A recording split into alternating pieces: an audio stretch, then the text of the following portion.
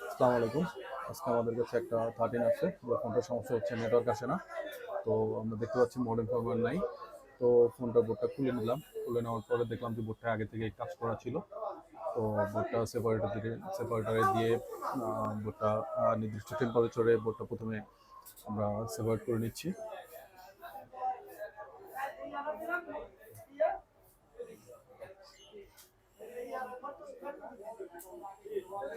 তো বোর্ডটা সেপারেট করে নিলাম।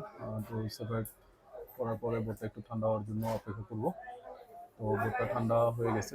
তো বোর্ডটা ঠান্ডা হওয়ার পরে একটু বোর্ডটা ভালো করে একটু ডায়াগনোসিস করে নিতে হবে যে বোর্ডটা এর আগে কী ধরনের কাজ করা হয়েছে। তো বোর্ডটা আমরা এখানে চেক করে দেখতেছি যে এর আগে যে কাজ করা হয়েছে নিচের বোর্ডে তেমন কোনো কাজ করা হয় নাই, কিন্তু একটু বেশি হিট দিয়ে কাজ করার কারণে বোর্ডে একটু টেম্পার্ড হয়েছে। তো আমরা একটু ভোল্টেজগুলো আগে একটু চেক করে দেখবো যে বেসমেন্টের আইসিগুলো শর্ট আছে কিনা। তো আমরা দেখতে পাচ্ছি যে বেসমেন্টের আইসিতে কোনো শর্ট নাই, কিন্তু যেটা মনে হচ্ছে যে আরএফ সেকশনগুলো এবং বেসমেন্ট পাওয়ার এগুলো একটু মেল্টিং হয়ে গেছে বেশি টেম্পারেচার দিয়ে কাজ করার কারণে এর আগে। তো কাস্টমারের কাছ থেকে যে আমরা ইনফরমেশনটা পেয়েছিলাম সেটা হচ্ছে এর আগে উনি কয়েকবার ওই ফোনটা ঠিক করা হয়েছে। ঠিক করার পরে কয়েকদিন চলে, এরপরে আবার সেম সমস্যা হয়। তো এই জন্য আমরা আসলে টেম্পোরারি আসলে কোনো সলিউশনে না গিয়ে সরাসরি এটাকে আসলে লোয়ার বোর্ডটা সোয়াইপ করে দিচ্ছি। তো লোয়ার বোর্ড সোয়াইপ করার জন্য প্রথমে আমরা বেসমেন্ট আইসি এবং ওয়াইফাই আইসি রিমুভ করে নিব। তো সেজন্য আমরা 8 নাইফের মাধ্যমে 11 নম্বর ব্লেডের মাধ্যমে প্রথমে আইসির সাইডের গুলোগুলো কেটে নিব সাবধানতার সাথে, যাতে আইসির কোনো ক্ষতি না হয়। তো সাবধানতার সাথে আইসির গুলোগুলো কেটে নিতে হবে। সবসময় খেয়াল রাখতে হবে ডাইন পাশ থেকে আইসির গুলোগুলো কাটতে হবে। তো আমরা ডাইন পাশ থেকে আইসির গুলোগুলো সুন্দর করে কেটে নিচ্ছি।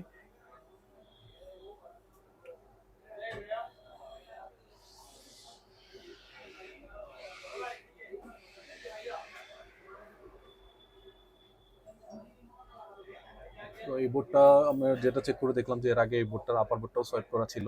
তো উনি হয়তো লোয়ার বোর্ডটা সোয়াইপ করে নাই। আপার বোর্ডটা সোয়াইপ করার রিজন কি ছিল আমি জানি না। হয়তোবা আপার বোর্ডটা আছাড় খাওয়ার কারণে লাইন ড্যামেজ হয়েছে, এরকম কিছু একটা হতে পারে। তো আমি এই ক্ষেত্রে যারা টেকনিশিয়ান ভাইরা আছেন তাদেরকে সাজেস্ট করবো, যদি আপনারা এই টাইপের কোনো বোর্ড পান যেগুলো হাত থেকে পড়ার কারণে হ্যান্ড ড্রপের কারণে উপরের বোর্ড থেকে পিসিবির লাইন ড্যামেজ হয়ে গেছে, তো আপনারা শুধু আপার বোর্ডটা সোয়াইপ না করে আপার বোর্ড এবং লোয়ার বোর্ড দুইটাই প্রয়োজনে সোয়াইপ করে দিবেন একটু বিল বেশি নিয়ে। কারণ শুধু আপার বোর্ডটা আপনি সোয়াইপ করে দিলে নিচের বোর্ডটাও ব্যান্ড থাকে, সেক্ষেত্রে আপনি যখন পিসিবিটা বসাবেন সেক্ষেত্রে ওই ব্যান্ডের কারণে হয়তো বা পারফেক্টলি বেসব্যান্ড এবং ওয়াইফাইটা কাজ নাও করতে পারে। আবার বেশি চাপাচাপি করে বসাইতে গেলে এটার একটু সময় বেশি লাগার কারণে বোর্ড টেম্পার্ড হয়ে যায়। তো এই বিষয়গুলো একটু খেয়াল রাখবেন। এরপরে আইসিগুলো আমরা খুলে নিলাম, খুলে নিয়ে আইসিগুলো সুন্দর করে সাবধানতার সাথে ক্লিন করতে হবে, যাতে আইসিতে কোনো ইনসুলেট না হয়, মানে লাল দাগ পড়ে না যায়।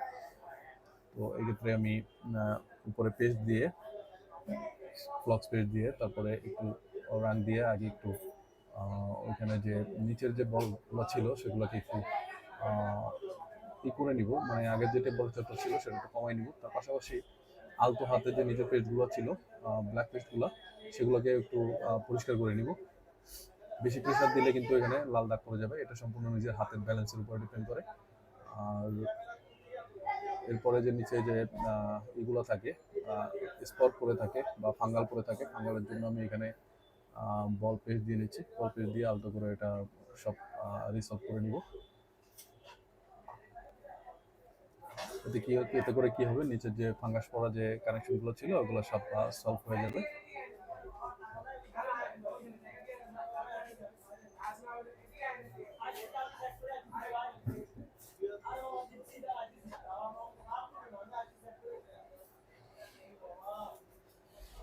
এরপরে ওয়াইফাইসিটা আমি আসলে সেম প্রসেসেই কাজটা করব।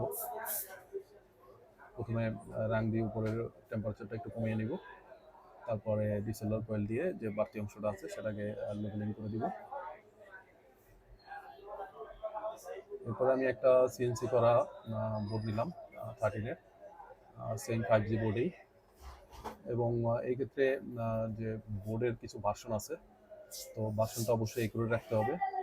তো বোর্ডের ভার্সনের ব্যাপারে আসলে এইভাবে আমি ওপেনলি বলতে চাচ্ছি না বা বলবো না, এটা আসলে একটা ট্রেনিং প্রসেসের ব্যাপার, কারণ সব বিষয় আসলে এইভাবে ওপেনলি বলা ঠিক না।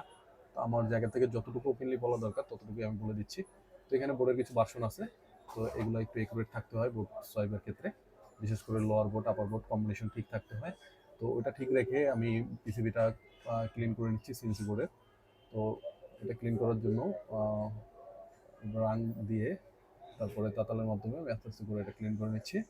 এরপরে ওয়াইফাইটাও সেম প্রসেসে।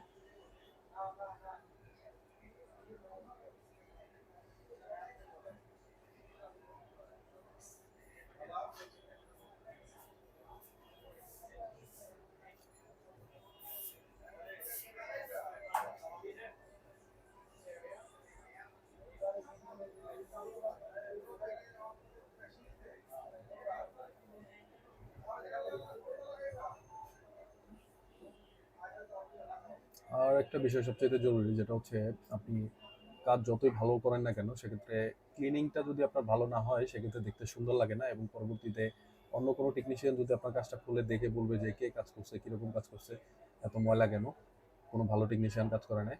তো অবশ্যই যেহেতু পরিষ্কার পরিচ্ছন্নতা ইমানের অঙ্গ, তো আমি আপনাদেরকে বলবো যারা টেকনিশিয়ান বাইরে আছেন অবশ্যই কাজের ক্ষেত্রে কাজের আগে এবং কাস্টমারকে দেওয়ার সময় অবশ্যই খুব সুন্দর করে পৃথিবীটা ক্লিন করে দিবেন, বা ভিতরে কোনো ময়লা থাকলে অবশ্যই একটু ক্লিন করে দিবেন। হয়তো এটার জন্য সমস্যা হয় না, তারপরেও আপনার জায়গা থেকে দেখতে খারাপ লাগে বা সমস্যা হইতেও পারে, এই চিন্তা করে বিবেচনা করেও একটু পরিষ্কার করে দিবেন, তাহলে দেখতে সুন্দর লাগবে এবং ফাঙ্গাল জনিত কোনো সমস্যা হবে না।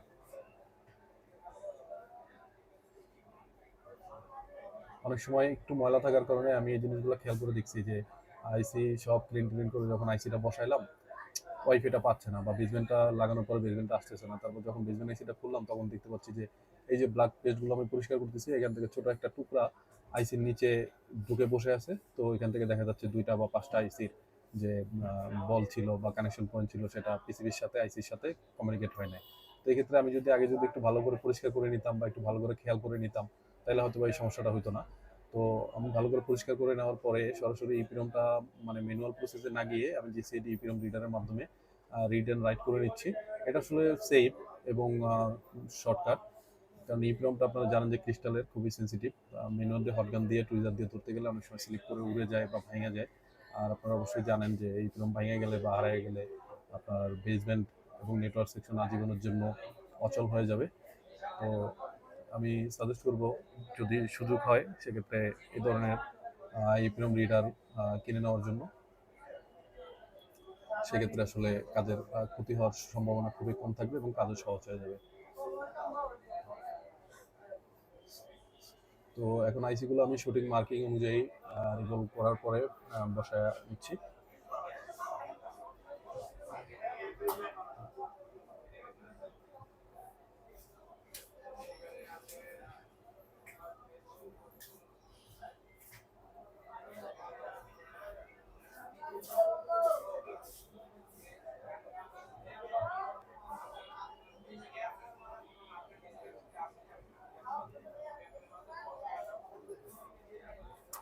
আইসিগুলো বসানো শেষ।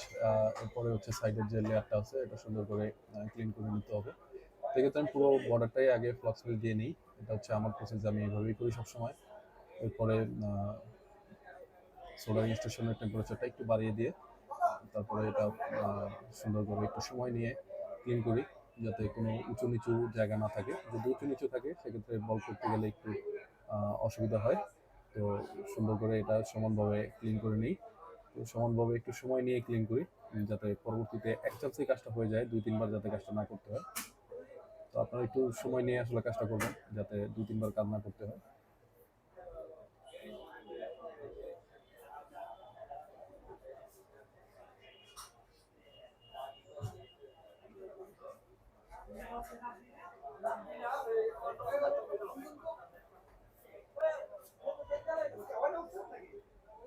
এই যে ময়লাগুলা, এই ময়লাগুলো কিন্তু পরিষ্কার করা খুবই জরুরি, কারণ এটা দেখতেও সমস্যা, এবং ওগুলো থেকে গেলে ভিতরে একটু লম্বা সময় থাকলে ভিতরে যে ব্যাটারির যে ইলেকট্রিসিটি প্রবাহ হয় সেখান থেকে একটা ফাঙ্গাল একটা ইনফেকশন হয়, যেটা হচ্ছে আইসির গোড়ায় গোড়ায় একটা ফাঙ্গাল ইনফেকশন করে, আইসির গোড়াগুলো নরম করে ফেলে বা এখানে কালো স্পট করে যায়। তো ওইগুলো একটু পরিষ্কার করে দেওয়াটা সবসময় আসলে জরুরি, এটা আপনি একটু সবসময় খেয়াল রাখবেন। তো এই বর্ডারটা ক্লিন করার সময় আপার বোর্ডের তেল অনেক বেশি পোহাইতে হয়, তো এই বিষয়গুলো খুবই খেয়াল রাখতে হবে, তো সাবধানতার সাথে এটা ক্লিন করতে হবে। এবং অনেক সময় দেখছি মাঝখানে এটা ক্লিন করতে গেলে অনেক সময় সাইড রেজিস্টারগুলো অনেকে ফালায় দেয়। এরপরে বল প্লেটটা একদম সুন্দর করে প্লেস করতে হবে যাতে কোনো ধরনের কোথাও ফাঁকা বা উঁচু নিচু না হয়। আর বল পেসটা আমি সবসময় আসলে সাজেস্ট করি 138 থেকে সর্বোচ্চ 150 এর উপরে যাতে কোনোভাবেই না যায়।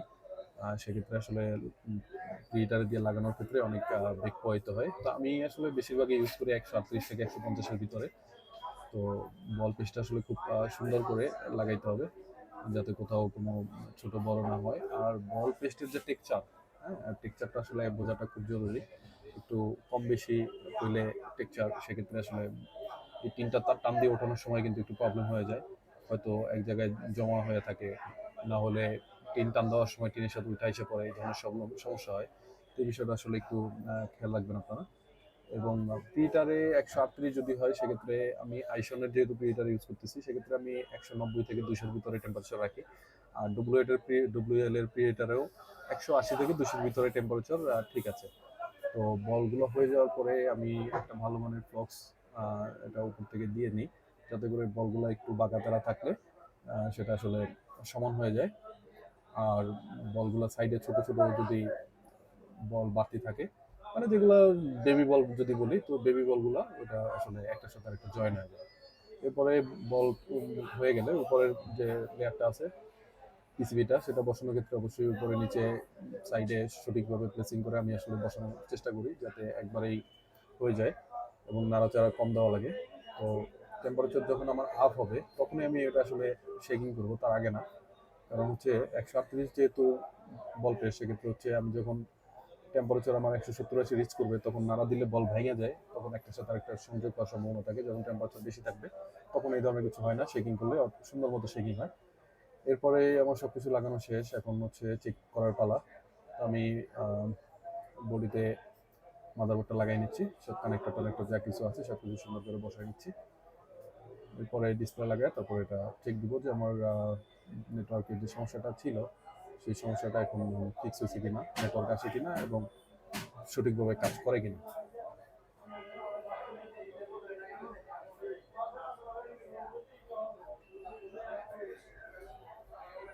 আমার অ্যাপেল লোগো চলে আসছে, অ্যাপেল লোগো চলে আসার পরে আমি এখন চেক করে দেখবো যে নেটওয়ার্ক আসে কিনা।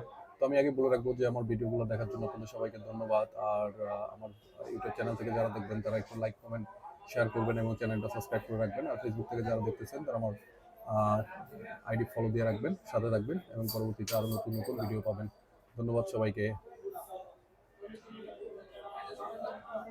আর যারা কাজ পাঠাইতে চান তারা কুরিয়ারের মাধ্যমে মোতালেব প্লাজা আমার নাম্বার দিয়ে পাঠিয়ে দিতে পারবেন।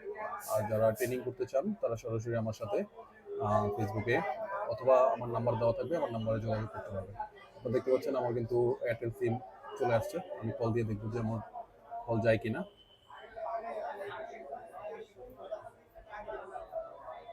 আপনারা দেখতে পাচ্ছেন যে আমার কল কিন্তু যাচ্ছে, আমার কল কিন্তু চলতেছে।